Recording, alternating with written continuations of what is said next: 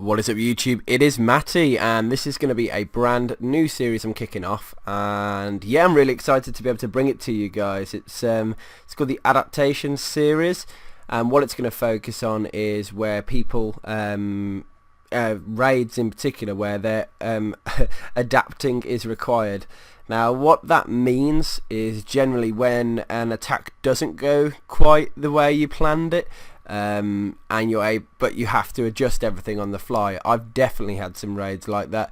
I think I had a live raid. Was it a live raid? I don't know. I think because I remember my queen didn't go inside the base and she walked around, and I ended up having to hog all the defences that were killing her, and it all worked out in the end. But yeah, this series is about that, about being able to on the fly change your whole plan and still walk away with potentially the 3-star or salvaging something from that raid, because we all fail, whether it be wall breakers, queen walking. There's a load of things in Clash of Clans that can result in a failure of a raid, and I thought I want this series to almost celebrate that and show you that don't give up, just keep trying. Oh, this is it's not in that war, it's a farm war. So the attack we're going to kickstart this series off, and it's only one attack I'm going to show this video, is number 19.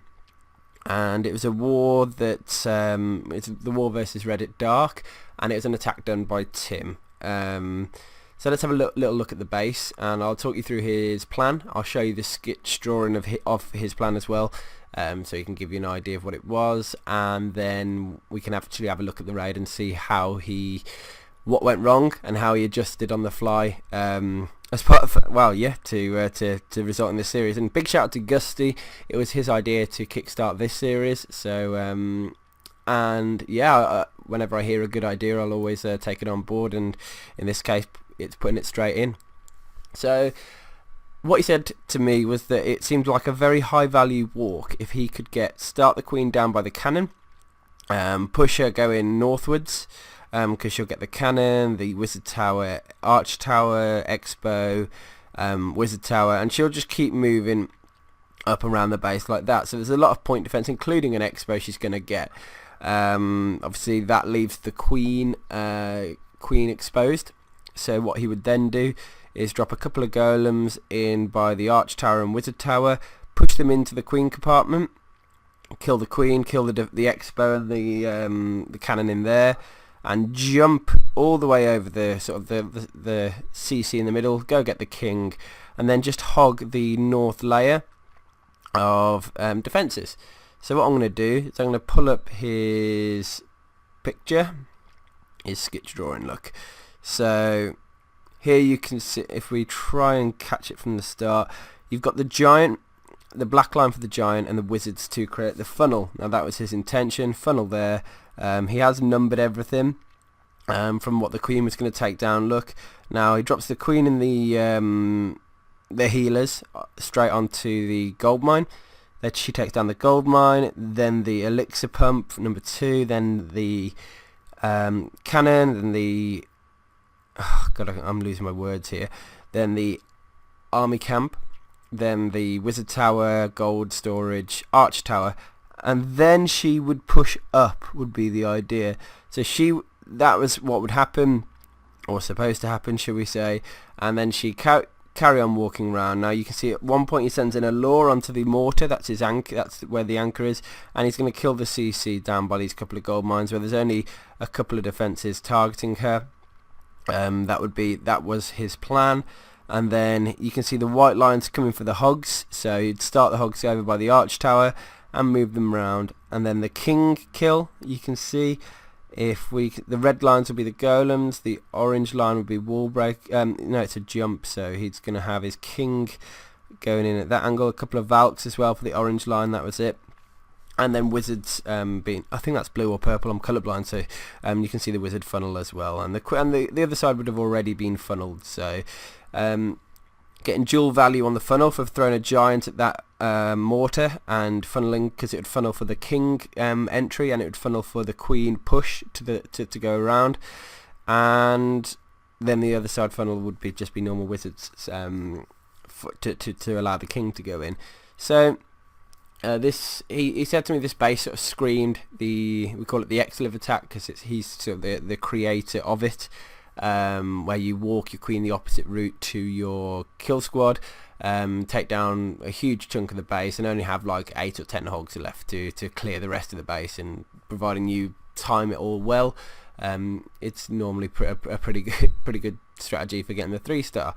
So that was his plan. You can see jump spell straight over the CC as well to allow him into all aspects of the base. So let's have a look at the attack itself and where it all went right and where it all went wrong. More wrong than right, I believe, in this one. So hold on. Let's load back in. Down to number 19. And let's have a look at the attack.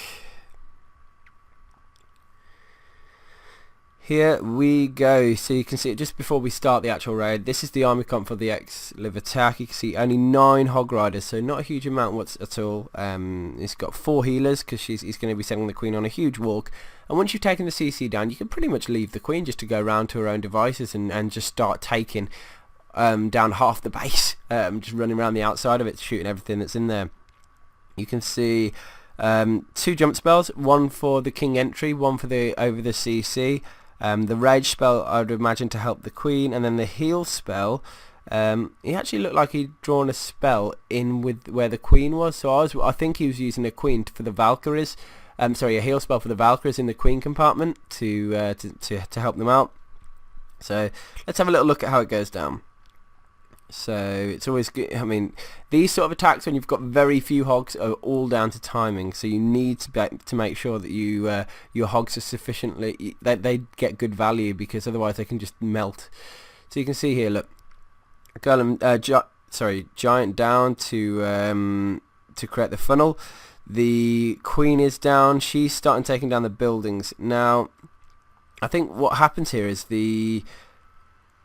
there's a point, and the point is coming up soon. She didn't take the arch tower before that elixir pump, and I think that might be it, because as soon as this there, at that point she weighs at what's the next closest building, and in this scenario it was the mortar, which is where the putting her in the right place and the choosing of the direction comes in, because now she's decided to go off and she's now walking the opposite way he wanted her to. So those defences, including the expo, are not going to go down. So this was his natural king entry point anyway. So he's sort of carrying on with the plan, thinking, oh crap, it's all going wrong. He doesn't need those extra wizards to funnel for the other side because it's already been created. Now he's going to use a jump spell soon. He's just making sure the funnel was right, and it was. So now watch, Golem's going in. Now he hasn't had the CC pull, so he's going to have to kill that on the fly as well. The art healers are actually getting destroyed. So look, here come the CC, which he hasn't been able to take down. The healers getting absolutely destroying there and thing. The poison's going to help take them down. Now he's got his Valkyries and King all in that compartment, and he's thrown his rage spell in, which clearly the rage spell would have been for the queen, but now he's thrown down the jump spell. So he's tried to on the fly. Look, now the arch tower was distracted, so he was able to drop a couple of hogs on that. He's going to wait, and it's going to be his patience that's going to really try and help him out on surviving this raid. Now those hogs are getting massive value. They're walking through the defenses are being tanking anyway. And now here they go. Look, the arch tower is distracted, so he sent in a couple more hogs. Now luckily the king, the queen, they're all pushing through and starting to distract for the expo, for the arch tower down at 9-8 o'clock I'm talking about. And the hogs are moving all the way through the base, and you can see wizards down to clean up. And he's actually been able to get the hogs all the way through onto that expo. Here the king and the queen are in that compartment next to the arch tower, so that's going to be distracted for a little while, and then finally the queen and the hogs got sprung away in the end, but was able to walk away with the 3-star. He had extra wizards for cleanup, which was quite handy considering, and he had to. It was the whole way he took down the. He planned to take down the CC with the queen and the rage spell to help her out, get her walking around. She ended up going inside with him. The healers ended up getting melted. He used the rage and the heal to help the Valkyries and the king kill squad out, and was able to those slight adjustments, I think, meant his kill squad pushed a lot further and actually ended up tanking for him inside the base rather than the queen tanking as she moved around the base. So really interesting. I'll play it one more time in ×2 speed so you can get another look at how he did. But clearly the queen was going to go around the opposite. So as soon as you did that, it's easy to just give up and think, oh, I should have done that. It's easy to get frustrated and flustered, and let me tell you, every time when I do these sorts of raids, because planning a 3-star is not an easy thing to do. It takes a lot of time and thought and consideration of all the little points of where little bombs are and where jump points will reach and all the stuff that's involved in planning out the raid. And then as soon as it's thrown off, and I'm very guilty of it, you can just forget what you're doing and forget what your plan was and just think, oh damn it, that didn't work, and then forget that actually I've got a whole plan to carry out here and continue with the raid. And it's that admiration that this series, I think, is going to earn itself a place in my regular spots. I hope. I mean, it depends obviously when I get the content from the guys and when things go wrong and they have to sort of change it on the fly and still able to pull it off. But yeah, it's for me, it's a respect thing. I couldn't. It's difficult to be able to still hold everything together and pull out the 3-star in a scenario where things don't go your way. So big shout out to Tim. I hope you've enjoyed kicking off this series. Sorry for my Wi-Fi emblem always coming up. It's just I'm sat next to the router. My thing's just ridiculous, and I've got Sky Unlimited as well, so like 30 meg down and whatever. But yeah, it's adaptation. So being able to adapt on the fly. I hope you guys are going to enjoy this series as well as I do. And yeah, I'll try and do it same format, get the plan of the guy that did the original attack, what he was hoping for it to do, and you can see that in these, because it's obviously a relatively complicated attack, there's every sort of defense is considered and every point is considered in the attack phase, and that's why when it goes wrong, it can go really wrong. But good job to Tim. Thank you for kicking off the series. I hope you all enjoy it. Whoops. And yeah, if you haven't subscribed to my channel, please do it now, and I'll see you on the flip side. Peace.